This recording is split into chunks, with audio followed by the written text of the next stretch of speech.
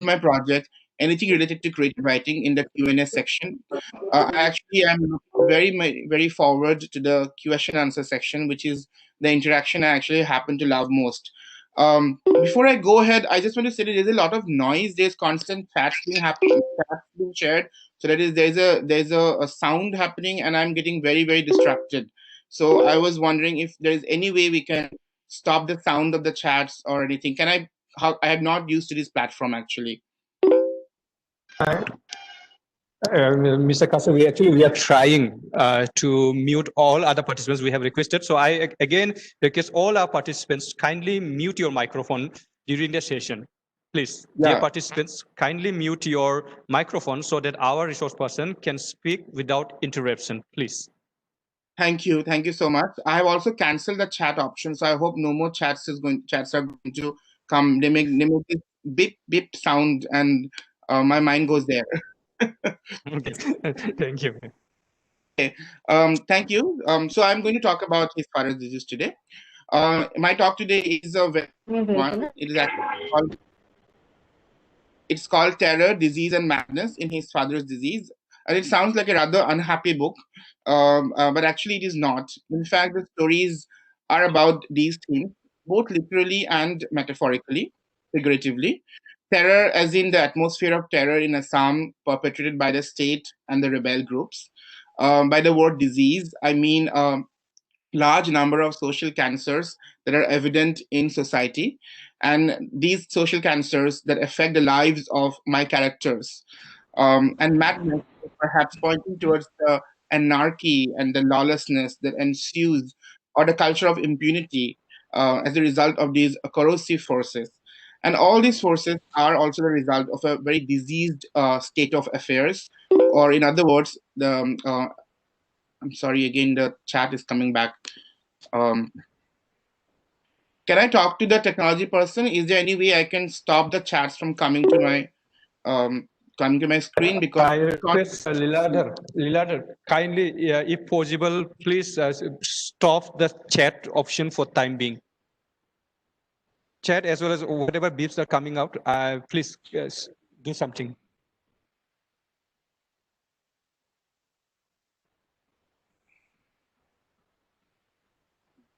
Okay, I think it's done, Liladhar. Still here, but I'm going to.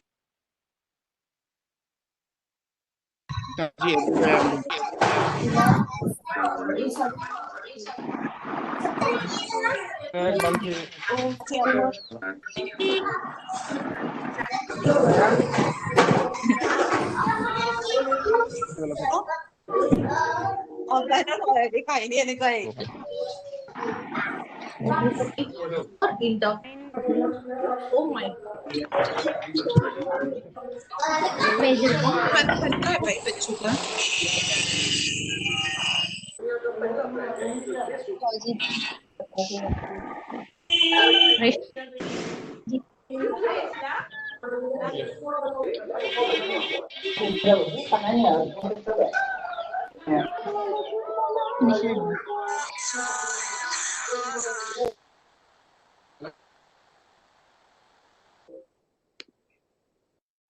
I can hear a Hindi song now. Have muted all the participants, so I think there will be no disturbance from now. Huh? Okay. The chat function is still on. I can still get chats from people. Is it possible? It can be from our side. Actually, you just have to deactivate a chat from your side, but other participants, they won't be able to speak for time being. Sir, is it on your screen right now? Chat option. Sir, people are sending chats. No, sir. Is it at your screen? Is it visible, that chat? There is a cross symbol. You cut it. You just take your cursor to the. Cut it? Yes. Yes. It will not. When I cut it, yes. if somebody sends a chat from the participants, it actually comes back. It's a noise on yeah. Or even if you cut it, it keeps coming, is it? It comes back when somebody sends a chat. So the participants are sending chats. So Okay. it comes. We will request all participants to, for the time being, stop putting that chat when the resource person is speaking.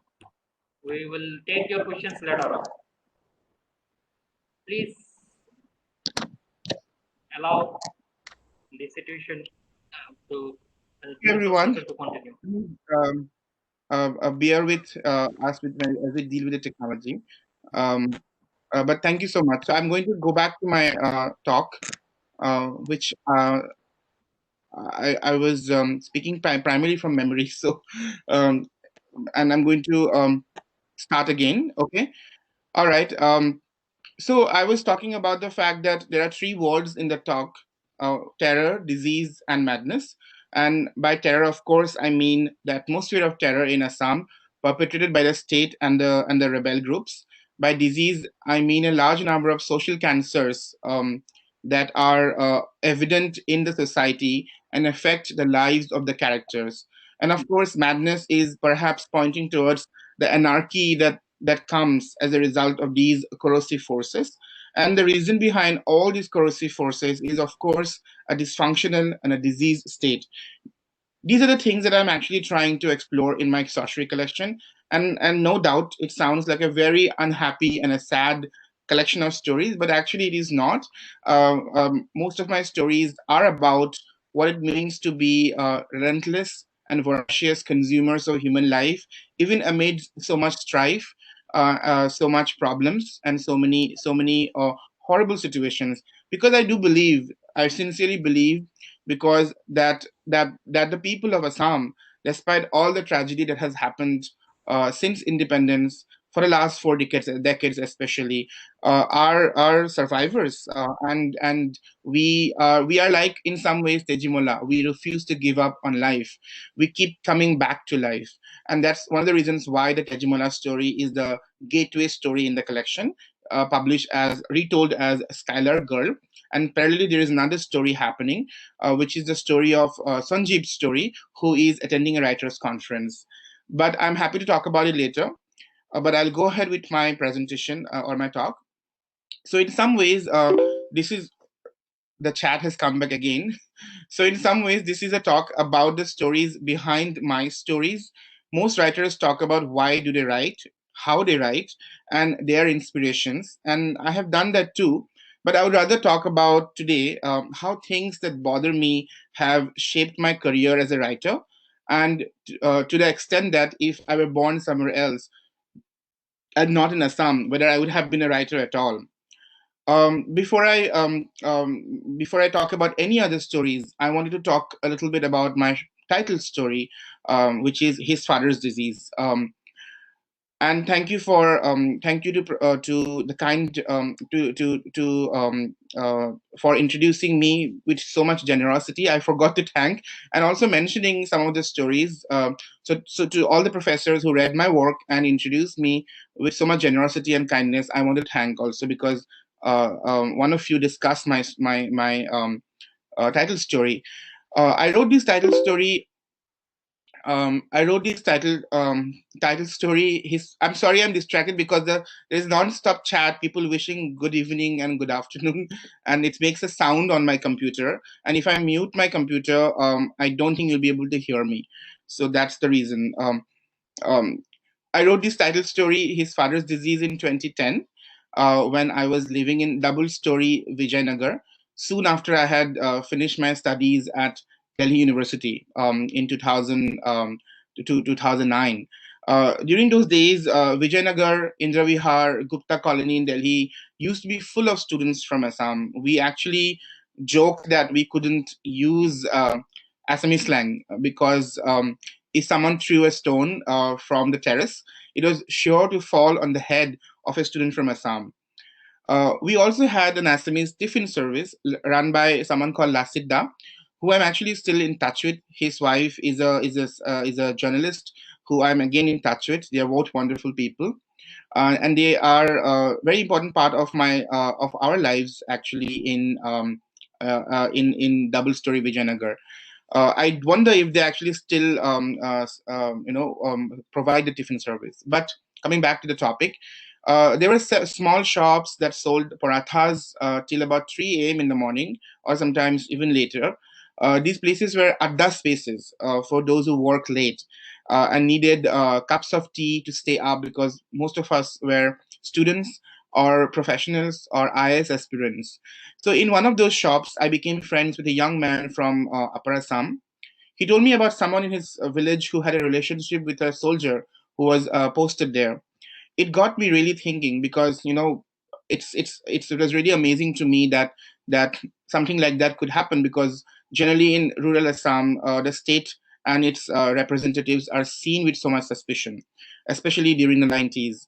However, my story is told through Nirumani's perspectives, and thus, in some ways, it is a story about a mother who is trying to come into terms with her son's sexuality. The events in the story actually happened in our village when I was in college. And those events that Nirumani had to go through, and the character that inspired O'Neill had to go through, it left an indelible impact on me, on how people with a vendetta could actually use your private life against you, because there's an archaic law that enables and empowers people.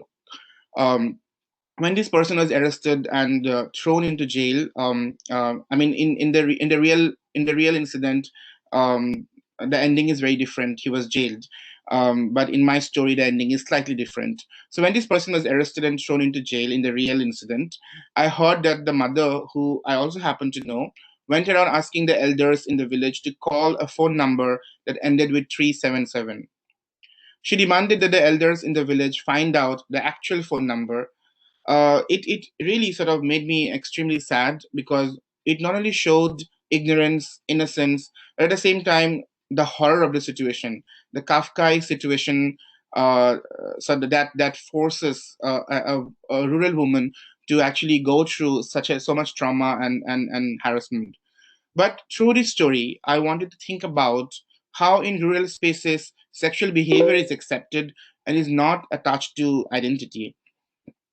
I have read depictions of homosexuality in Assamese literature, but in situations that are set in rural spaces, there is almost no homophobia, which is a social cancer. But in urban areas, it is, I think, palpable because of various reasons. In fact, queer men and women are definitely marginal representations in Assamese literature very often. They are either pedophiles, they are rapists, they are deranged, they are fetishized in his depictions. So I wanted to write something that would not dehumanize queer people from Assam.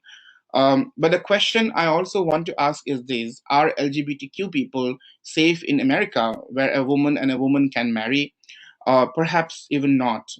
Because if you read the short story after anthropology, you will find that the social cancer of homophobia is prevalent very much, even in America, where the laws are far more progressive than the laws that we see in India. Another social cancer or another social disease that I explore in my collection is gender violence. I'm talking about gender violence as a disease. There are several muted or passing references of gender violence in the book. The most prominent one is in the form of a magic realist story. In Assamese, we call it Jadukori Bastav Bad. In this short story titled For the Greater Common Good, I'm using a framework of both terror and magic to explore the political situation in Assam. There's a character called Anju, who is very, very central to the story, but for most of the story, until the last section, she remained silent because she was raped by her own cousin. Again, this was an incident that happened in our village when I was in high school.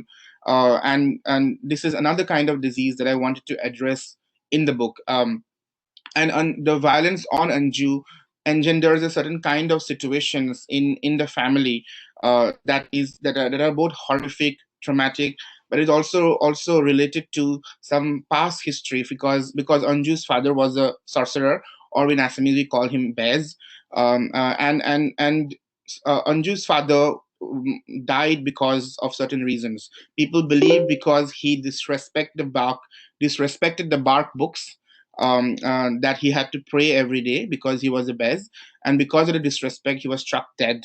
But as a result of that, soon after that, what happened was that uh, people in his family started complaining about weird things that are happening in their house, and they believed that the bark books were haunted. And this story, for the greater common good, uh, is about that. Uh, the third kind of disease that I want to explore in the collection. I want to come in here and request all the participants not to post chats, please, because it is very distracting for me to speak. It causes a beep and a ping, and there's a relentless series of messages on my screen. So I'm trying very hard to concentrate. So I'll be very grateful if you kindly do not post any chat. Um, so racism is also one of the diseases that I explore in my collection, His Father's Disease. In recent years, you must have heard about racism. It has always been there, and you have heard about it forever. But due to the Black Lives Matter movement, now people are waking up to it in a new way. There's a renewed awareness about it. The stories that address the disease of racism in this collection are the love lives of people who look like Kalpen, the Americans, and Minnesota Nice. Um, Before I begin talking about these stories, I want to say that a lot of these stories are based on interviews I have done with immigrant students, young students, and in fact, the love lives of people who look like Kalpen. Quite a bit of that actually happened to me. So, in the short story, the love lives of people who look like Kalpen, it is actually a funny take on microaggression. So, we think that racism only manifests in actual physical violence, but I wanted to explore something called microaggressions. Microaggressions are something that people who are open-minded, liberal, and progressive might also use in order to convey that the person who is from another race is lesser than them. And most of the time, these microaggressions are because of biases that people have that they are maybe not aware of, or maybe they are aware of. For example, when I used to live in Minnesota, I was studying my Master of Fine Arts in Creative Writing. After moving from Assam to Minnesota, we had this grocery shop near my house, and the grocery shop had the option of self checkout, which means that you can just go and scan your materials and check out and pay online.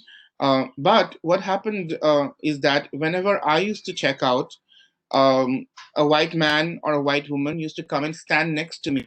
But they used to say, "Can I help you? Do you need any help? Let me do it for you." And I thought it was very interesting because it never happened to any of my white friends. But it only happened to my friends whenever I went with a Latino person or a black person.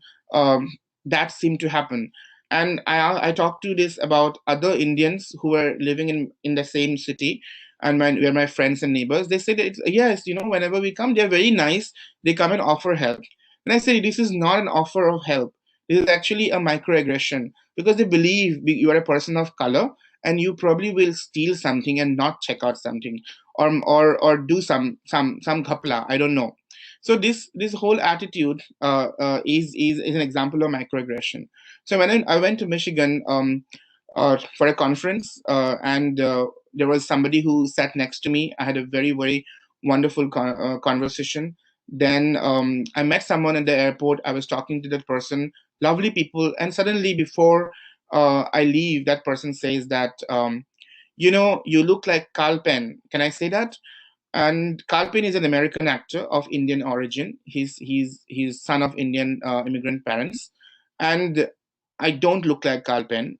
Possibly the person who said that knew only one Indian origin actor, had never seen any other Indian, and she thought that it would be okay to tell me that I look like Carl Penn, because it just means that she feels that all Indians or all brown people probably look very similar. She can't see her inherent racism, despite the fact that she is open-minded, probably votes for the Democratic Party and so on. Despite her lineage and her training, she believes that she is not able to see the differences in the facial features of people from South Asia, and that is a kind of racism. And these are some of the things that I wanted to explore, because I feel that Indians do face racism in India, but they're subtle. They're not brutal uh, like other communities. And my three short stories, The Love Lives of People Who Look Like Kalpen, The Americans, and Minnesota Nice, are actually in some ways interesting and humorous takes on it, because I really wanted to explore this from the point of view of of uh,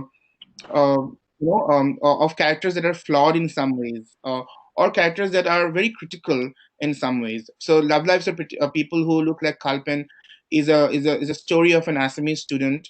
He goes to Michigan for a conference, and he somebody says that you look like Kalpen, and that kind of clouds his interaction and his mood for the rest of the for the rest of the for the rest of the days that he's living there.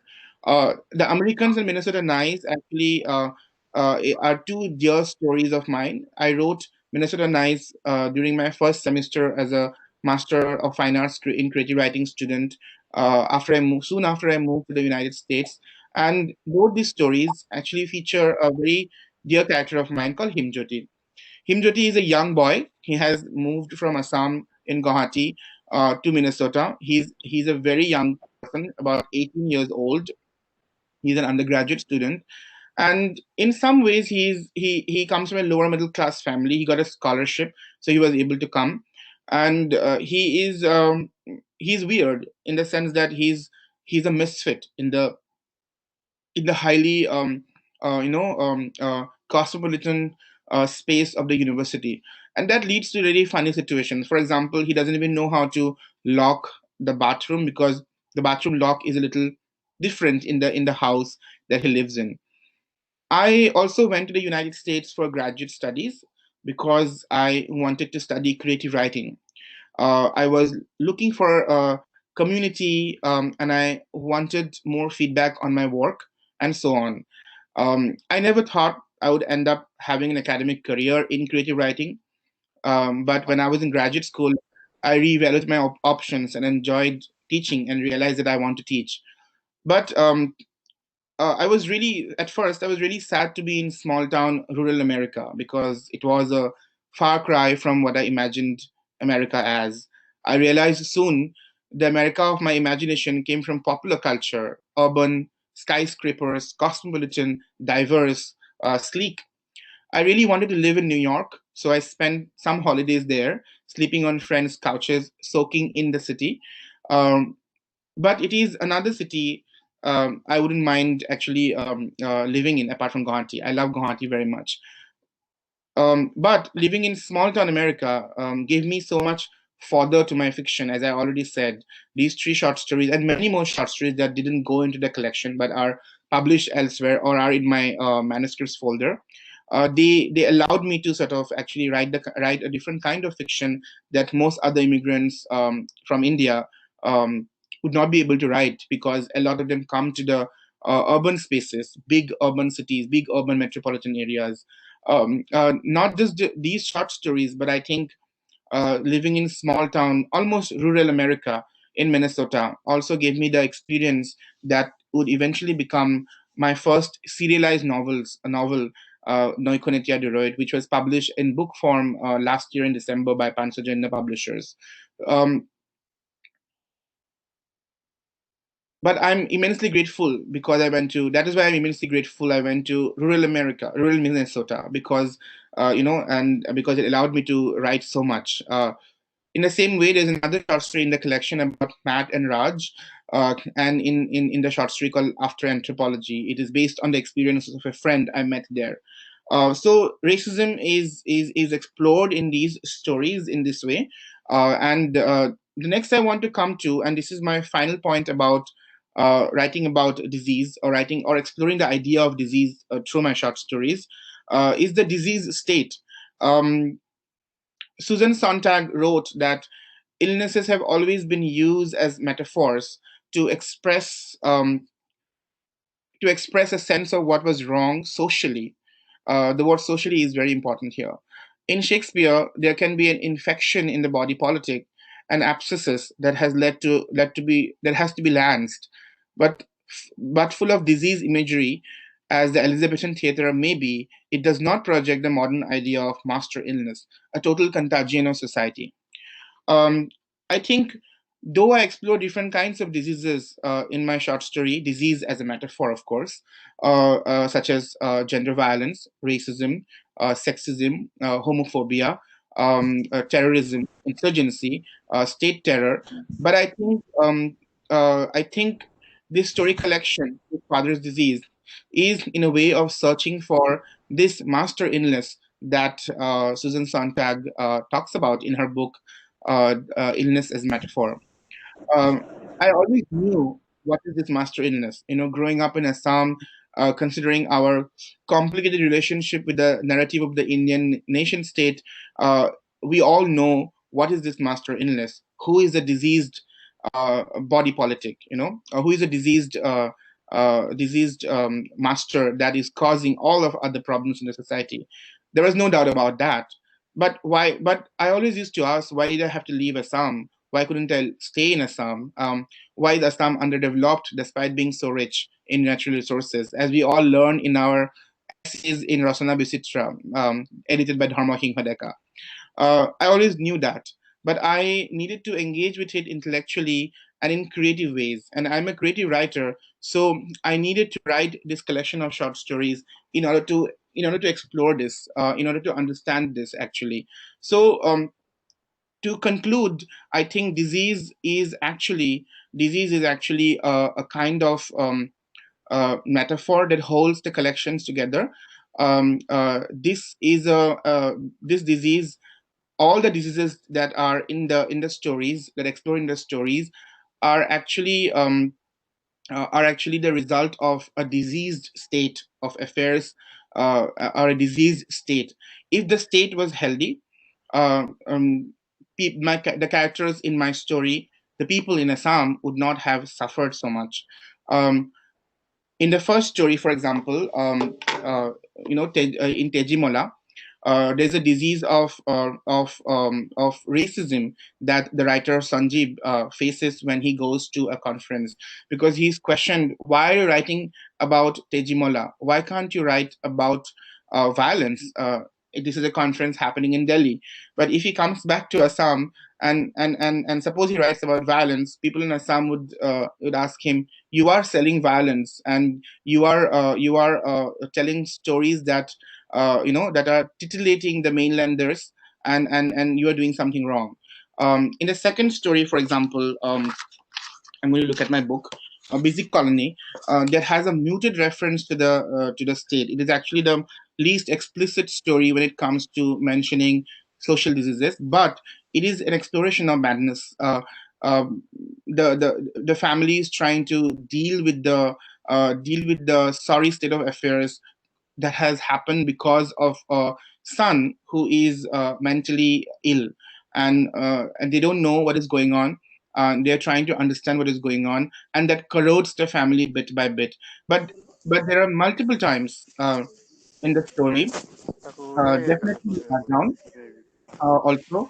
The father says we are living in a state of terror, mentioning the son's attitude, or the son's illness, because the son's illness is also volatile.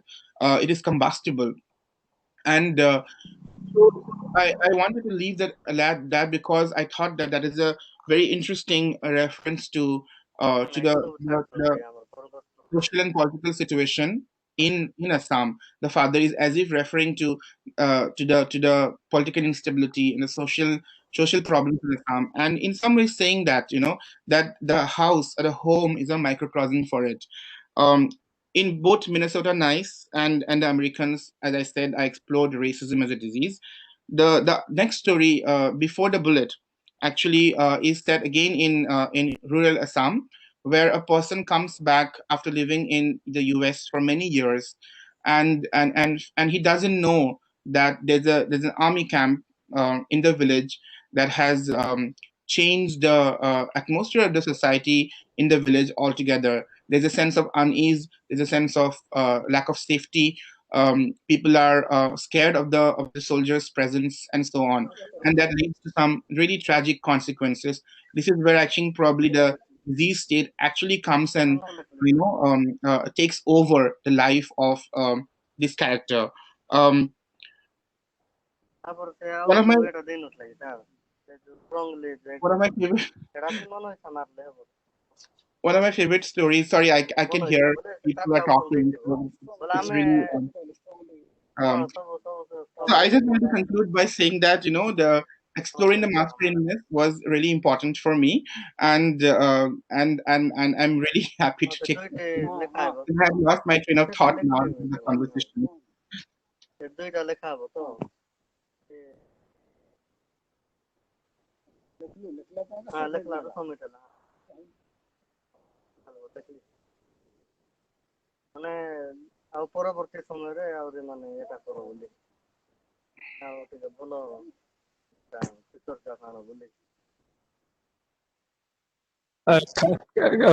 One of our participant is interfering, so kindly unmute your speaker. If any participant is still turning on his or her microphone, please turn off it immediately. It is interfering. Our resource person, please.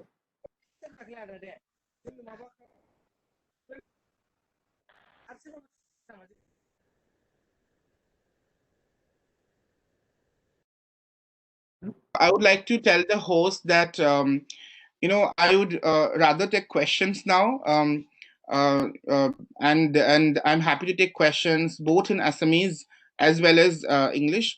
If somebody asks me a question in Assamese, I'll be answering that in Assamese. If somebody asks me a question in English, I'll be happy to answer that in English. And please feel free to ask me questions about anything that is related to creative writing or about my book or whatever I have tried to speak today, despite all the distractions. So kindly go ahead. I'm happy to take questions. I don't know how you're planning to do this, but I'll be delighted to talk with the audience who is present.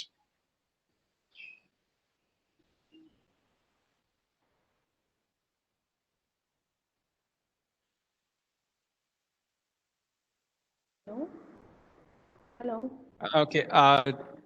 The participants who want to raise question, please type your question in the chat box so that we can filter the questions and pass it to our resource person so that he can communicate, he can answer your queries. So participants, if you have any query, please type in the chat box.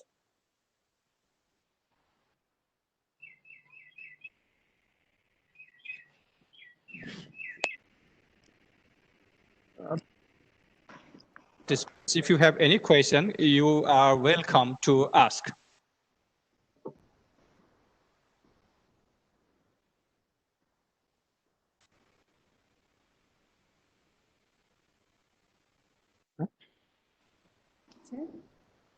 Aruni, am I audible? Yes, you're audible. I just don't know who is speaking though. It's Mitali Goswami. Mitali Goswami from Guwahati. Yes, hello, lovely to hear your voice. Okay. I had a question, but I couldn't find the chat box, and I am also new to this platform. Can I ask it? Yes, madam, please ask. Okay. I'm an associate professor from Handicrafts College, Guwahati. I hope I am audible. Yes, madam, you are audible. Yeah. So, Aruni, this is just out of curiosity. I wanted to know that you are very popular here and you are, the younger generation is reading you a lot. But what is the reception of your work? And when I say your work, I actually mean work of Indian writers, who are Southeast Asian writers who write with their sights on their home states. And how is that kind of fiction or your kind of stories, how is it received in America? What is the reception there? That's an I hope I excellent was clear. question. Yes, I heard you, Mitali Baido. That's a question by Professor Mitali Goswami, professor from Handy Girls College, Guwahati. And I think that's an excellent question because, but this deserves an entire panel in itself. But I'm going to be as brief as possible. Um, I think most of us who are familiar with Indian literature and Indian English literature, especially, we know that there is a lot of debate around whether Indian writers write in a certain kind of self-orientalizing way to be able to sort of gain acceptability in the large Western markets. And this is a very very long sustained debate, and I don't want to provide lazy answers like, oh, they pander to the West, because I think the answers are much more complicated. But there's a lot of interest, by the for Indian writing in English in America, in UK, in Australia, especially in the United States, because we have a very large South Asian diaspora. But but there is a lot of dissatisfaction among readers like me that only a certain kind of writing is more popular. This is also perpetuated by many writers who are born and brought up here, and they are seen as representatives of Indian literature. But I don't blame them. They are American writers who write about Indian realities in the way they have experienced Indian realities. Imagine somebody who is an Assamese person, who is born and brought up in Singapore and writes about Assam, uh, with the limited knowledge they have, but about the Assamese experience in Singapore, it is going to be very, very different if we judge that person as a writer from Assam. We can say that person has roots in Assam, but they're producing a literature that is actually Singaporean literature. I think in the same way, many, many writers who write here are producing American literature, but they are misread and they are misread, and they're also sold erroneously as Indian literature. When I think of Indian literature, I think of M.T. Vasudevan Nair, Mamunir Islam Goswami. I think of Rahman Rahi from Kashmir. I think of Mahadevi Burma. I also think of Nissim Ezekiel. I also think of Jayanta Mahapatra, the one who wrote Jejuri, Arun Kulatkar, even Amitabh Ghosh, Arundhati Roy. I think these are wonderful writers that talk about complex Indian realities and complex Indian experiences. But the most of the time, what we get to read in the name of Indian literature, not we, but people here get to read and buy in the name of Indian literature, actually are American literature written by people of Indian origin. And that is a very big problem, because what happens is that um, as a result of that, the readers here have the wrong idea about what Indian experience is or what Indian realities are. So for someone like me, it's a very uphill battle, because I don't want to accommodate the white reader, or the which is the dominant reader in America, or the or the Western reader into my fiction. So as a result, I feel that in my fiction, when they read it, the American reader feels alienated, because I'm not explaining things to them. So for me, it's a uphill battle to actually get my work out. But this is what I have chosen to do. I will write the realities that I'm familiar with, without compromising on the aesthetic quality of it. Thank you, Aruni. I had you. guessed that your answer would be like something like this, and more power to you. And we are all with you in your uphill task. Remember that. Thank you so much. Absolutely, absolutely. Thank you so much. It is professors like you and Professor Najari, the professors in Kokrajhar College, Anjali Basumantari, all of these professors, because of your support, that I'm able to work. So I really appreciate that you have invited me, and then I have the support of people like you. Thank you.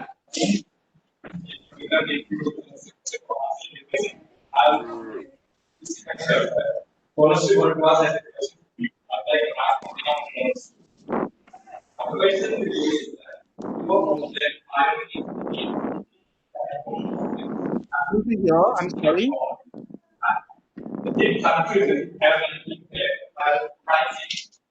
Hello, sir. Hello, sir. Bonusri has a question. I want to ask Mr. Kashyap on behalf of Bonusri.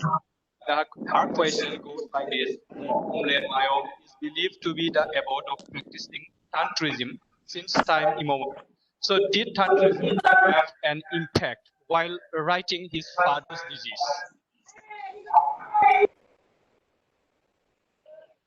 I cannot hear the question because there's a lot of background noise. That's why. I would like to repeat that question. Can you repeat it?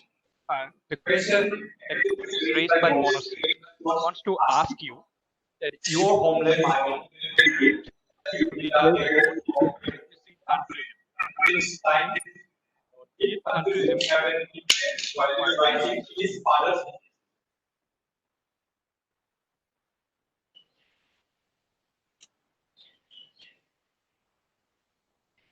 Really sorry, I did not hear the question at all because there was absolutely a lot of echo.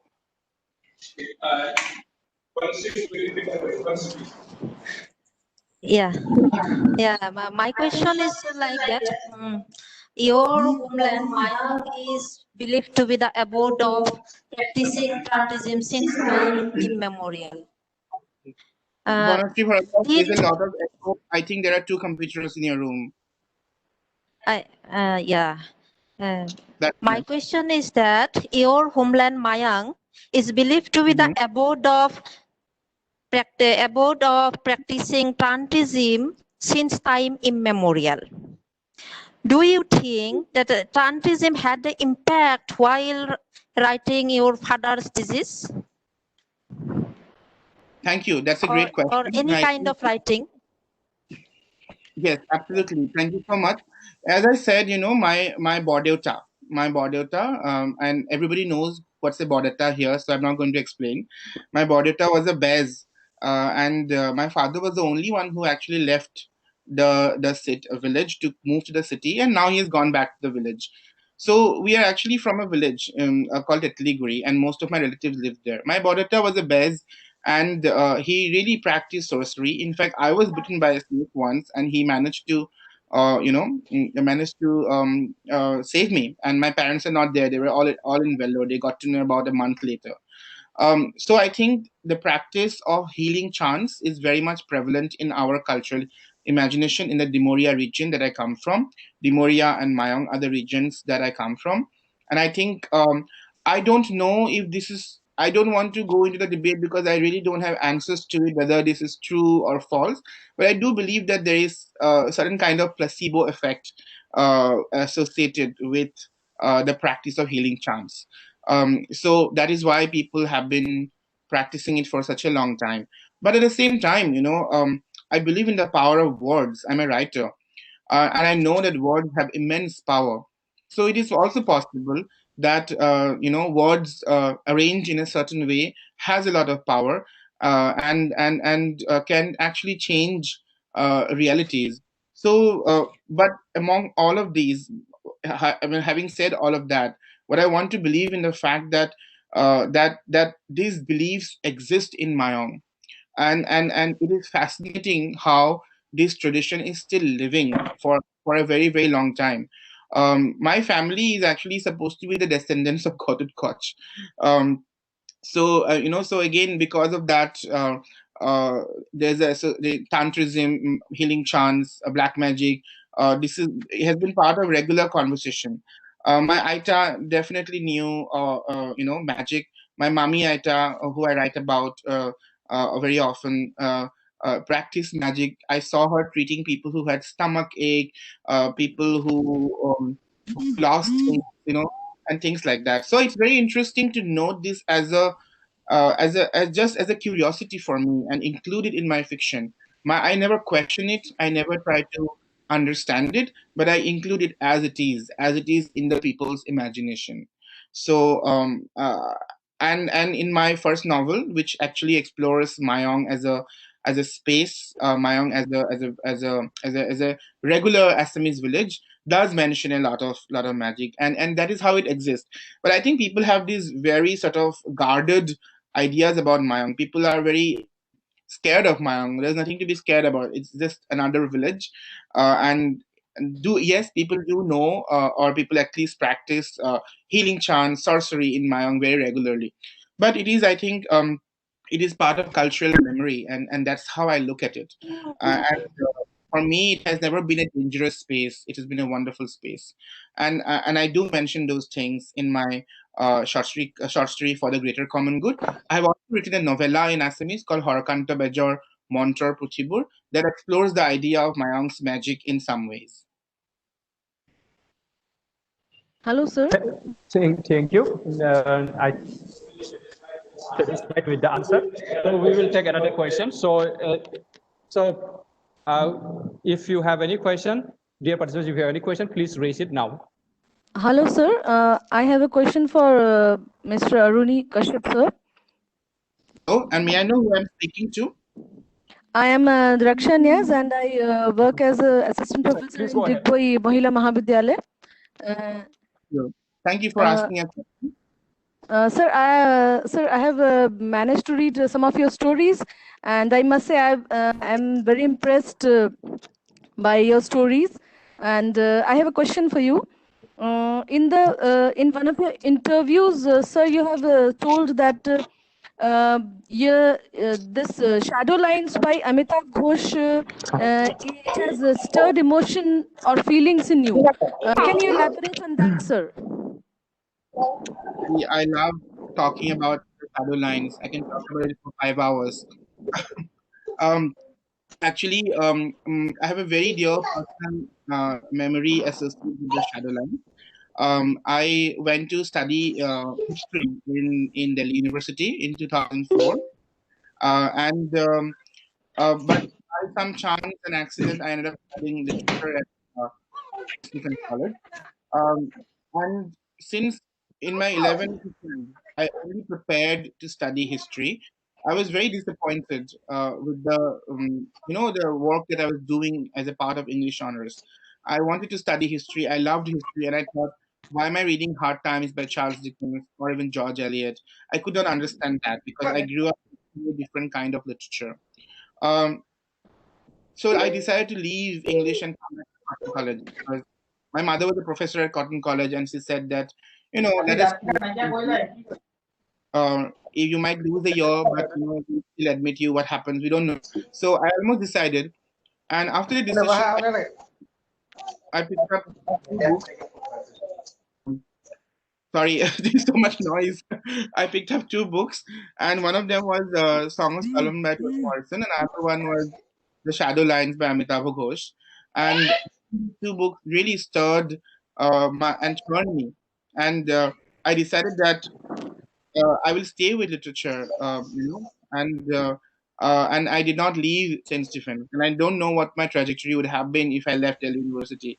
But I'm very grateful to both Toni Morrison and Amitabh Ghosh for writing these two books. But I think Shadow Lines is also a wonderful book because some of the problems of Indian English writing that I actually mentioned in the earlier question in response to Professor Mitali Goswami, I think Shadowlines escapes those problems because Shadowlines is not being written under the anxiety of being Indian.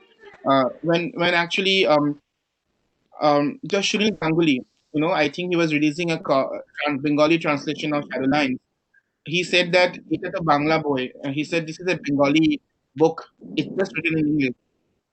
And when I read that, it really sort of struck me absolutely because I thought that, I want to write Assamese books in English.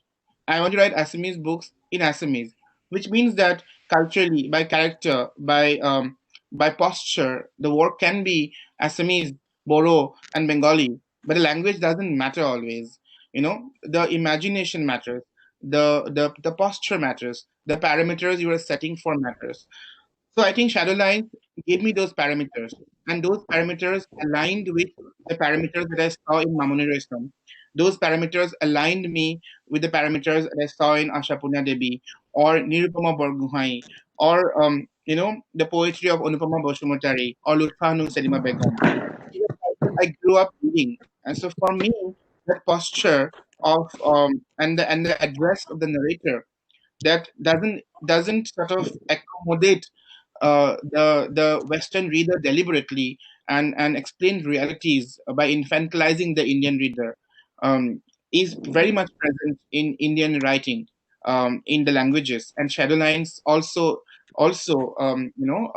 is written in that posture, written in those in those parameters, and that is why Shadowlines continues to be a very, very important book for me. Okay, so thank you, sir. And may I ask one more question? Please go ahead.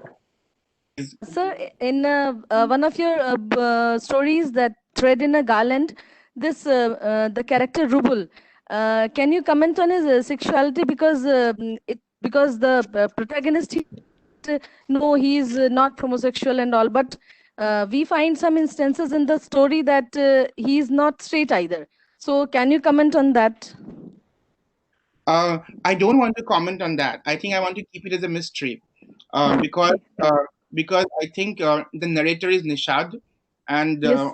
Rubul is the guy who he's marrying, and I think there are some people who mm, who are very fluid in their preferences, and I think Rubul could be one of those, but may not be one of those. I think the point I'm trying to make um, is that I wanted to talk about insurgency um, along with the quotidian experience of human life in Guwahati. So that's why I made that's why I entered the story through Rubul's possible sexuality and his sexual preferences, but the answers are not provided, and but you'll be happy to know that I'm writing a entire book on Rubul and Anuradha. So maybe the question will be answered in that. Right now, I don't have all the answer because I'm the kind of writer who writes only when I don't have the answer. So I don't know actually Rubul's sexuality at this point. But as I develop him as a character and develop him and take him to situations, and he becomes more and more alive in my mind, you will get to know what exactly who exactly he is, or probably we will never get to know because we don't really have to know. People's race and sexuality are private matters. They don't have to be the first thing that one needs to know about people. Okay, sir. Thank you, sir. Thank you very much, sir. And I'll be waiting eagerly for your next book. That will elaborate One of the upon short that character stories, again. Thank you, sir. yes, actually, Thank what you. happened to Anuradha is I written another short story. That short story will be published in a Canadian magazine. So if you follow my social media handles, whenever it is published, you get to know. Okay, sir. Thank you, sir. Thank you very Thank you. much. Now, the next question is from Arkajoti Majumdar. So, Arkajoti Majumdar has sent a question in chat box. So, I would like to read out the question on his behalf. What is the Kafkaesque phenomenon that is routinized in racism today in India and the United States? So, he wants to know the Kafkaesque phenomenon that is routinized in racism today in India as well as United States. Please, sir, answer. I think the question itself answers the question. It's a great question, but the question is already answering the question because Professor Ankujuti says uh, it is routinized, and the reason it is routinized is because people have prejudices in their mind, and people are not ready to give up their privileges. We all should be aware of our Yes, sir. privileges. Sorry to interfere. This was the question that was given by me, myself, Pooja Das. Pooja, that's okay. Yes. Okay. Ms. Pooja Das, Yes, sir. I'm trying to answer your question. Yes, sir. Okay. I think racism continues in America at least because actually it makes money. That's what I'm actually not. This is not my opinion. This is Toni Morrison's opinion.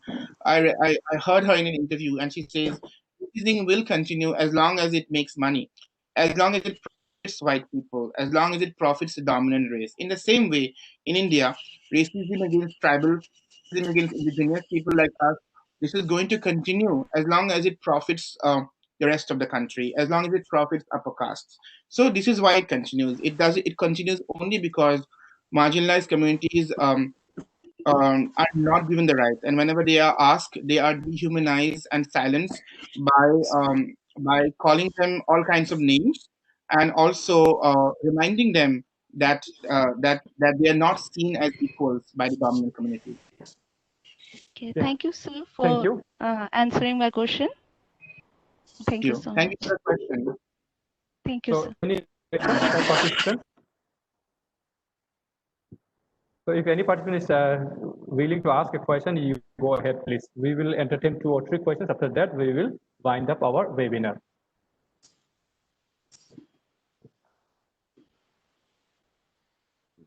Oh, I hope we are Excuse me, not getting sir. it. Yes. Sir, I am from Bija Mahavidyalaya, Bongaigaon. Okay, madam, please ask your question. So actually, first I would like to compliment the well-written book, and also it's refreshing because it focuses on the issues related to villages in Assam, and the characters are very familiar. Thank you, sir, for the book is very. I like the book, and only one thing I would like to ask is, why did you choose the title of the book? Why did I choose the title of the book as?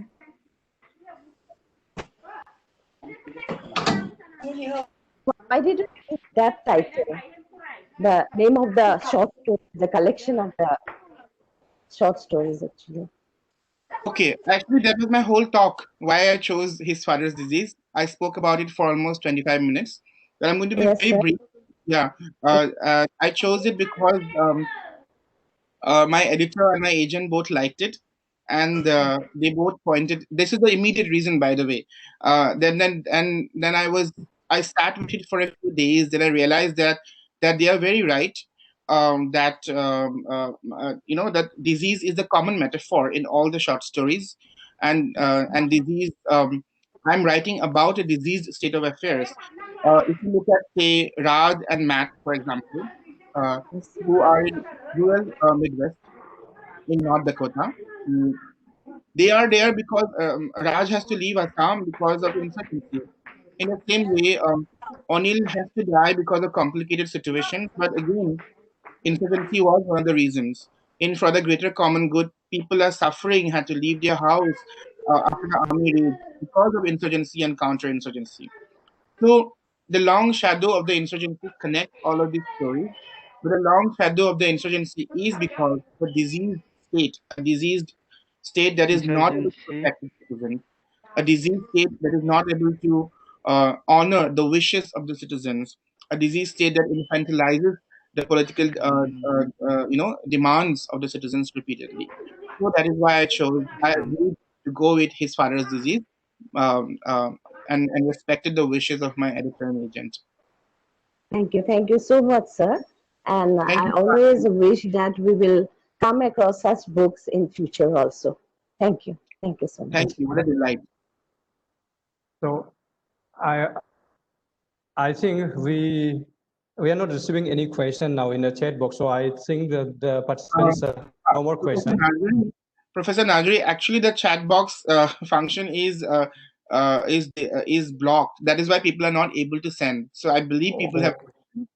So it says the presentation has disabled the chat function for the attendees. No, they have our technical team has activated the chat box. So I think the participants, if they wish, they can ask the question. Okay, It's coming. it is not activated on my end, for example. I think we have. Okay. No, if you have any question now, ready? Oh, then I request all the participants to ask directly now. I think it will be more convenient. I request the participants, if you have any questions, please Okay, ask. chat has started coming, by the way.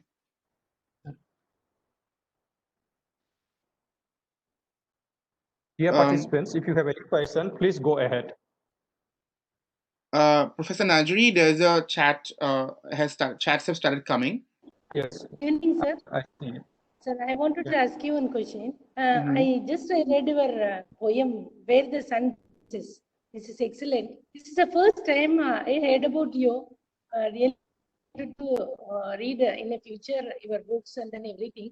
And then I wanted to ask you one question. Why you want to write about your father disease? Can you just explain? I don't want to write about my father's disease. Yeah. And the book is not about my father. The book is his father's disease, which is the title short story of the collection. And there's a short story Okay. called His Father's Disease. So my father is very healthy, thank God. No. Just I'm asking why you want to. Yeah, Generally, you wrote no. So, particularly, we're talking about this. This is so. That's what I'm asking. Why you are going only in the disease? Like generally, you are not. Because I didn't read about your books and all. This is the first time I heard about this. So that's why I'm raising the question, sir. Breaking, so I couldn't hear what you said. I'm really sorry. No, actually, this is the first time I heard about your the author. Okay, because I don't know, because I'm a different department. That's why this is the first time people are giving me the chance to read because I have to thank the organizers because I know if I'm reading future your books, I'll get more knowledge about this. So that's what I asked this question. Okay. And then one more, this poem also excellent, sir. Just now only I read the poem. And then chat box also I mentioned, sir. This one is Where the Sun Rises, poem by Aruni Kashyap. Thank Yeah. you. Miss Basugi, right? And Yeah, I'm sir. really pleasure to meet you. And I mean, I wish this would have been face to face. I'm really happy to hear that you read my poem. I wrote it when I was an undergraduate student, actually, many years ago. So it's a pleasure that you liked that poem. I write very differently now. And that is also 1984 you wrote it since June, right? 1984. Yeah, just no, I saw that. I was born in 1984, so but I wrote it Okay. 10 years ago. But thank you so much for reading that, and I hope you read the rest of the stories.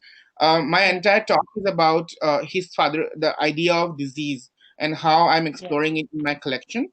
So it will be an absolute pleasure if I can hear from you once you finish reading it. Yeah. Thank you, sir. Hello, Thank you. Thank you. Hello. Yes. Hello. Yes. Kadambini Terangpi is asking a question.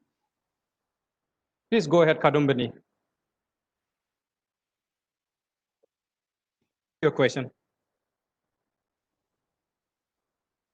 I think we lost her. We have lost her.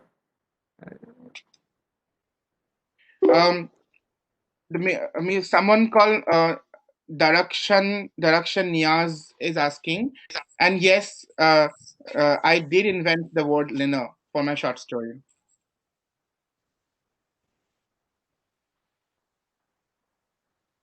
Chainika Bora is asking, what is the difference between creative writing and creativity in psychology? This is from Chainika Bora from Digboy Mohila Mahavidyalaya. I do not know creativity in psychology, what exactly what you mean. So I do not believe I can answer this question correctly.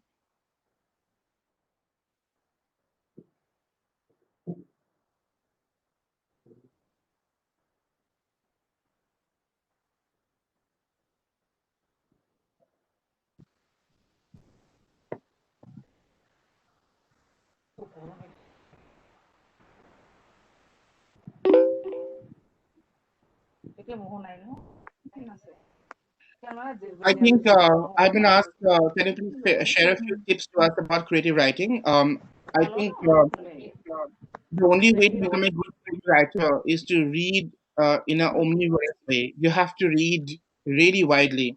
And of course, this is an art form. I always say we all love Parveen Sultana's performance, but we do not think that 15 hours a day she used to riyaz. And in the same way, to be a good athlete, we have to practice every day. To be a good musician, we have to practice every day. And to be a good writer, you have to write every day. There will be many days in the week when we'll write really badly, and we can happily delete it. It's easy, and restart again. That's the way to go. Yeah. Thank you. I think, can we expect more questions from our participants? And the participants, when you ask questions, kindly turn on your video.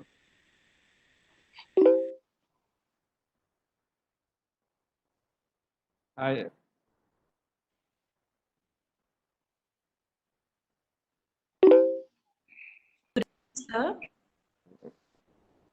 Yes, Bhupali Goswami, thank you. Bhupali Goswami, please go ahead. Good evening, sir. I'm Ms. Bhupali Goswami from Bhattacharya, and I'm working as an teacher at St. Joseph Public School. So I'm very grateful to meet this person like Aruni Kashyap. So I would like to ask you a question on the main theme, that is terror, disease, and so on the perspective madness, his father's and disease. So, sir, can you please explain about the madness on this perspective? I'm sorry, the voice broke, so I didn't hear the question actually. Okay, so my question is, how can we find the madness on this perspective, his father's and his disease? Can you please explain some about this madness?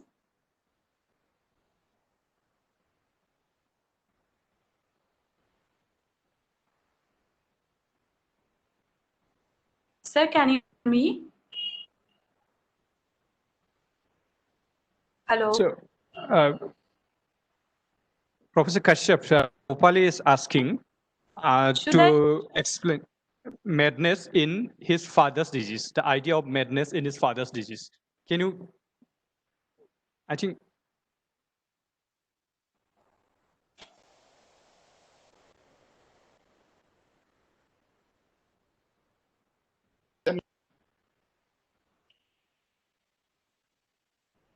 We are receiving some trouble from Kashyap's side.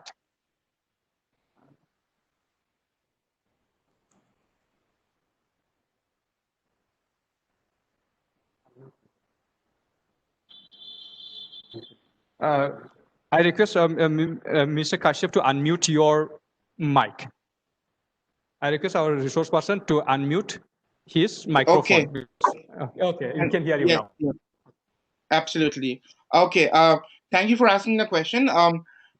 This is a very, very large topic of idea of madness, but I think I used Busy Colony as a story to address this issue of how actually the state of a disease state leads to also a complete state of anarchy. So in this family, the center is not able to hold hold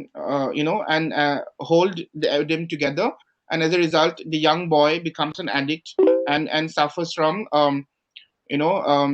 suffers from mental health issues. So this idea of madness is explored in Busy Colony, but at the same time, many of the stories are also addressing anarchy and lawlessness and culture of impunity. For example, Before the Bullet, For the Greater Common Good, and even His Father's Disease. So I think metaphorically, madness means anarchy and lawlessness, and literally, madness means actually the way the society perceives mental health issues. Thank you so much, sir. Thank you. Thank you so So much. we will. Okay. You're welcome. Now we will entertain one more question. So if any participant is willing to ask, please go ahead. We have 5 minutes now.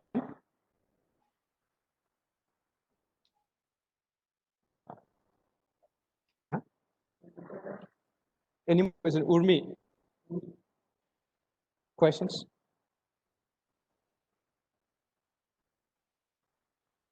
Hello, sir. Hello? Hello. Yes, Hello. Mr. Surkumar Pasayat. Yes. Sir, I am just asking you the question that with the development of this technology and all that, so how do you see the future of storytelling? Thank you for the question. I think storytelling is going to continue. I think as long as the human curiosity of what happens next continues to exist, stories are going to continue. They may form different versions. Over the last thousands of years, we have seen how stories are mass produced in different versions. Right now, I have a Kindle app. I have an iPad where I have about 1,000 books, and I read them regularly when I'm traveling. Um, and also, I think we have to remember that once in a lifetime, the pandemic has happened, and during this pandemic, we should ask ourselves how much social media can we consume, how much Netflix, Amazon Prime, Hulu can we consume. I have subscriptions for all of them. I rarely watch them because I went back after 1 month. I watch a lot of Netflix, a lot of social Amazon Prime series, a lot of TV, and I went back to the book. And this is the same with many other friends I know who don't read books. They started reading books because they want to travel by remaining static. Reading books gives us that joy, and you know um, that watching television actually makes us really anxious because it creates all of these anxieties in our mind because it is exciting. It is constantly excites us. It's constantly stimulating. The books are stimulating in a much more constructive, positive way. I think a psychologist can explain this better. But the most important thing about books is that we inhabit other people's bodies, and as a result what happens is that we become more sensitive and empathetic as human beings. So I think stories are going to continue. The written word is going to continue. It might find digital avatars, but it is still going to continue. Thank you, sir. Very nicely said. And it is a pleasure to listen to you. Thank you. Thank you so much. Okay, now, one of our participants has asked a very interesting question, which says also reflecting my own feeling. So, as a writer of northeastern part of India, so people always associate the northeast with terror, violence, and all this trauma. So, as a writer from the northeast, do you feel there is an added baggage of expectation from mainstream readers to address or represent these issues in every time? Yes, there is definitely. It's a great question, Professor Nazri, and the participant who asked it. There is definitely added expectation, but it is not possible to write honest fiction if you actually give in to that expectation. In fact, many of the Northeastern writers who are my close friends, they don't write about terror at all. I write about terror because it has been my experience. But say, for example, Janice Parriott, she doesn't write about terror, but she's very widely read, who is a dear friend of mine. So I think we have to write what we care about, write the stories that we think must go in, and otherwise, if we give in to the expectations, um, writing is not easy. It's very hard. It's about sitting on in front of the blank screen hour after hour writing something and then realizing the next day that you have written nonsense and you're deleting it and you delete it and you write it all over again. So you have to be able to enjoy it. If you don't enjoy it, if you're not having fun, and if you're trying to impress somebody else, then you will never be able to write something that is satisfying. It'll be a very arduous, very hard job for you. So when I'm writing, I'm absolutely enjoying it. Is a stress buster for me. It is in fact on the days I don't. In fact, on when my writing is going very well, I don't meditate. I meditate every morning and evening. I don't meditate in the morning because my writing is my meditation, and it gives me an absolute joy. I wake up in the morning, I write for 2 hours, and then I can do anything I want for the rest of the day. So if I try to give in the mainstream expectations, this would not be the case. I'd be miserable as a writer. So yes, expect of me, but I don't care what they expect. Thank you. Actually, I forgot to mention the name of the participant who asked this question. Actually, this question came from Dr. Urmimala Mahela, Assistant Professor, Kolkata Government College, in the Department of English. So now this is the end of the question. We actually running out of time, so we won't be able to accept the question. But if the participants are willing to ask questions, we may forward these questions to Mr. Kashyap, who may, if free, will be able to answer in future. So now we want to bring to the last part of the webinar. So I request now to offer vote of thanks on behalf of the webinar committee. Thank you, Vasu sir. Thank you, Vasu sir, for giving me this opportunity to offer vote of thanks. Respected Principal Madam Dr. Bonavina Brahmo, Principal Kokrajhar Golf College, respected Mrs. Anjali Bosumotari Madam, Coordinator IQAC Kokrajhar Golf College, our beloved resource person Mr. Aruni Kashyap, our esteemed participants, ladies and gentlemen. At the very outset, I would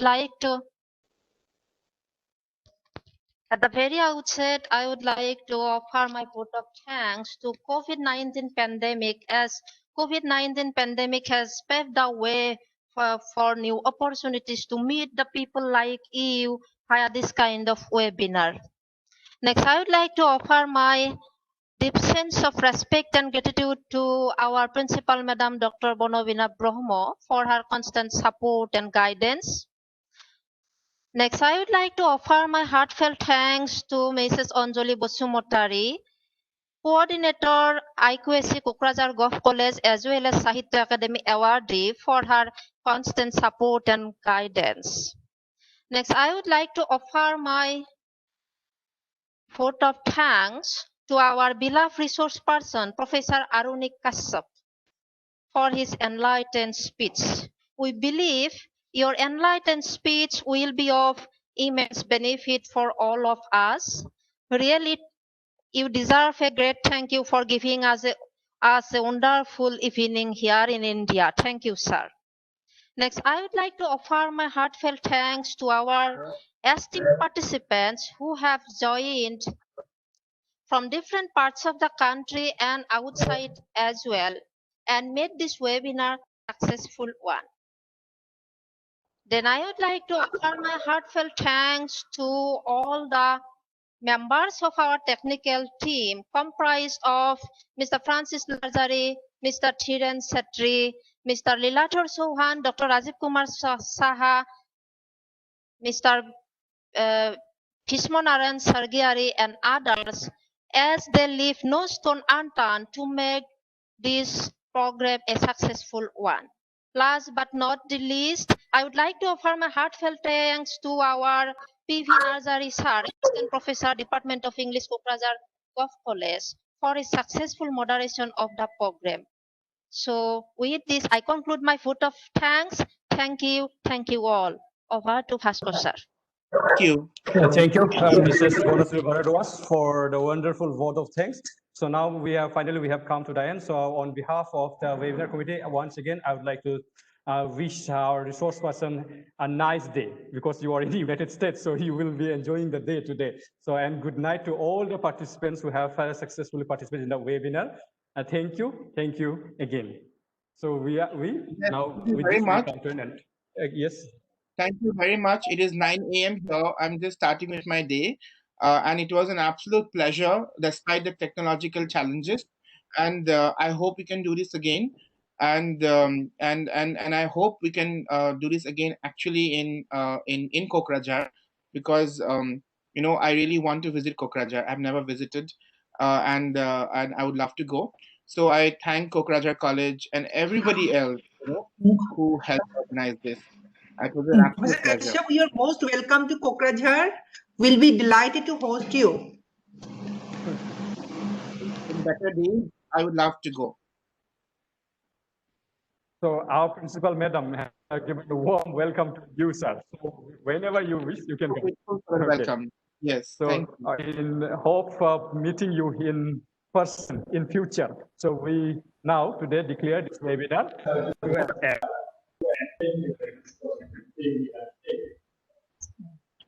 you.